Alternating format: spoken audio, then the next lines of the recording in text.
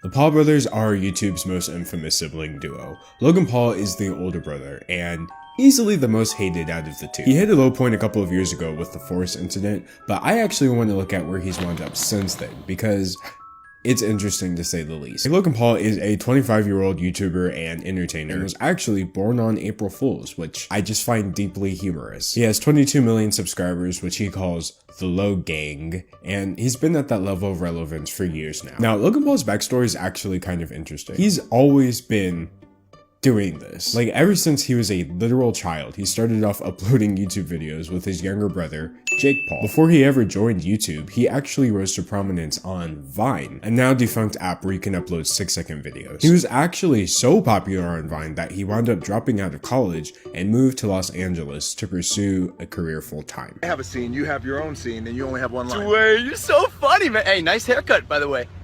Alright, dude, yeah, whatever. Now, for his whole early career, Logan Paul was like, kind of famous is the way I can describe him. Like, he wasn't not famous, but he definitely wasn't actually famous. So his Vine popularity did get him a few minor roles here and there on television and films, but none of these were main roles. Like, Logan could never actually catch his big break. In fact, the first time he was given a lead role in a movie, it was actually a YouTube movie called The Thinning, and therefore it doesn't count. By the way, it's like impressive, of course, getting these roles here and there, but let it be known, Logan Paul is a terrible actor. Like, don't get it twisted.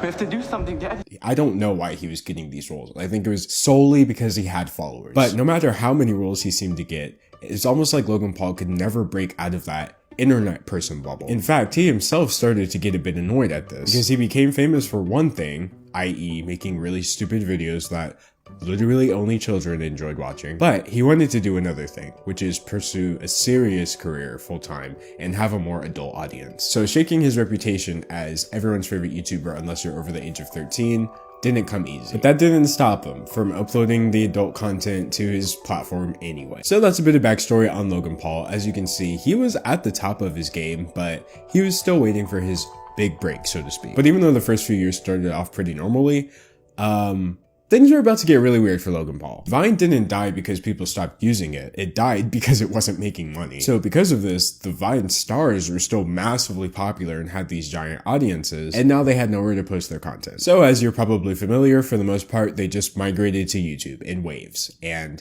it was terrible. People did not like the fact that these Viners were taking up spots on the trending page with content that doesn't even make sense for YouTube, and crushing it in the algorithm with an unfair advantage because of how their channels were all jump-started from literally already having massive subscribers. Imagine several million people watching your first video from jump. You're gonna take over the entire platform, and that's what they did. So needless to say, the attitude towards them from the YouTube community was pretty negative, and people like the Paul brothers and Lele Pons bore the brunt of everyone's eyes. This created a very hostile environment for Logan Paul. He was sort of set up to fail here. His personality was already extremely unlikable, and now he was being watched by a new community of people who weren't there because they liked him, but rather they were criticizing every little thing he did. On Vine, it was good to post often and quickly, and Logan somehow converted that into a YouTube mentality. The man was posting vlog content every single day for over a year. Now, most of these vlogs were relatively harmless, but every now and then he really pushed the envelope with the subject matter that doesn't quite seem appropriate. Rest in peace, Jake Paul. The death of Logan Paul. Kong killed another animal. All of these 3 videos came out within a 30-day period before the Forest incident. So between the amount of content Logan Paul was uploading every single day,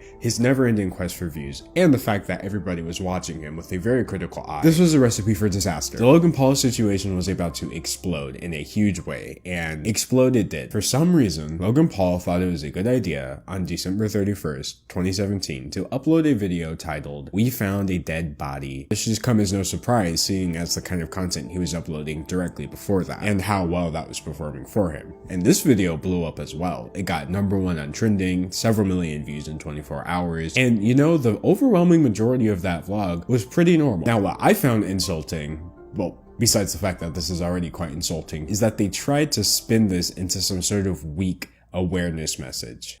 Suicide is not the answer. No amount of awareness will ever be a reason for why somebody would knowingly film a dead body and then post that to YouTube. And the thing is too, this wasn't staged. Like in the video, they call the authorities and they show up. And then Logan Paul spends the rest of the video centering it around himself and how this is the craziest thing that's ever happened to him and how you should subscribe to his channel. I'm not making this up. If you're not a part of the Low Gang, make sure to subscribe. Now this video's premise was bad enough, but the reason that this was a literally unforgivable thing is because Logan Paul showed the body, just close-ups of this individual that they found hanging from a tree. If I sat here and listed the reasons for why this is horrible, I think it would take up the entire rest of the video. But I guess the main two I can go with is this was a real person and you were disrespecting them like that. And two, your audience is full of children.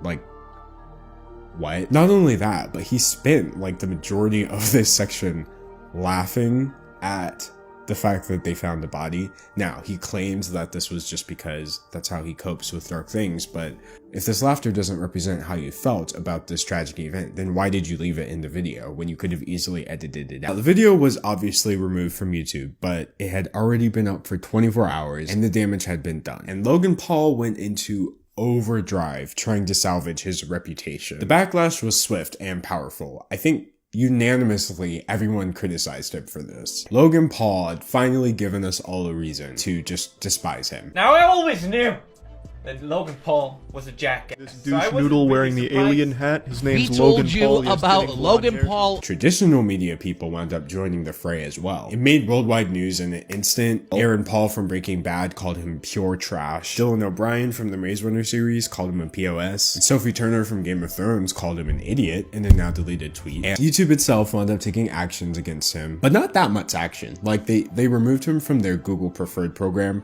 which is basically just this program where you get more expensive ads on your video, therefore you make more money than everyone else because you get more views than them. Yeah, and they also announced that they were shelving his upcoming movie. When the backlash is this big, there is just no way you can ignore it. So Logan Paul began the apologies. First came the Twitter Notes app apology. Yes, he uploaded a Twitter Notes app apology in response to everyone criticizing him for filming a dead body. It was absolutely impressively awful. He says, I'm sorry, but he doesn't name anybody specifically. He didn't apologize to the victim he recorded. He didn't apologize to Japan for disrespecting their country. He didn't apologize to the family of the victim that he recorded. He didn't even apologize to his viewers. Instead, the entire apology is just him bragging. I didn't do it for views. I get views. I upload a 15-minute TV show every day. I'm often reminded of how big of a reach I truly have. Hashtag Logang for life. Like, okay, it was blaringly obvious that he wasn't sorry, like, at all. So, predictably, this Notes app apology did not go over very well. Now, this second apology was, no, it was still terrible, but it was an upgrade, okay? He at least rattles off a list of the people he's apologizing to. He admits point blank that he should not have done what he did, and he asks his fan base to stop defending him for his actions. By itself, that's not a bad apology. The issue is, gosh, he seems so fake in that video. I've made a severe and continuous lapse in my judgment. The man seemed like a robot. He seemed like he did in all the acting roles I showed you earlier. Even though this video was better than a Notes app apology, what kind of bar is that? Being better than a Notes app apology? I mean, this is still a less than 2-minute video in response to, you know, capitalizing on someone's dead body. And predictably, this video didn't go over well either. It currently sits at number 30 on the list of the most disliked YouTube videos of all time. On top of that, the apology video went viral, therefore causing a bunch more people to find out what he had done. So yeah, it wasn't great for him. So at this point, it was clear that what he did was more than a simple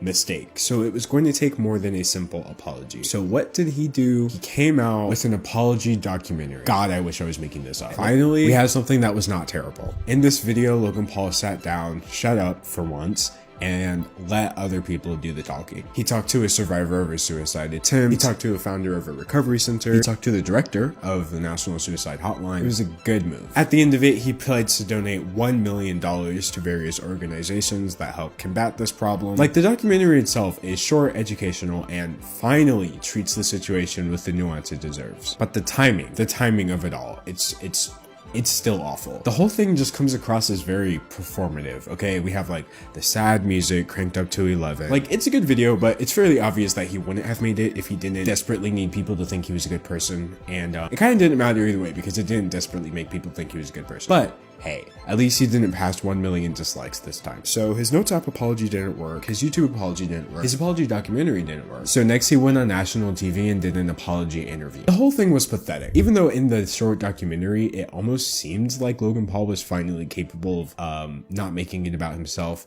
Yeah, no, he just completely destroys that in this interview. Doing the research for this video, just looking back through this whole disaster, I realized something.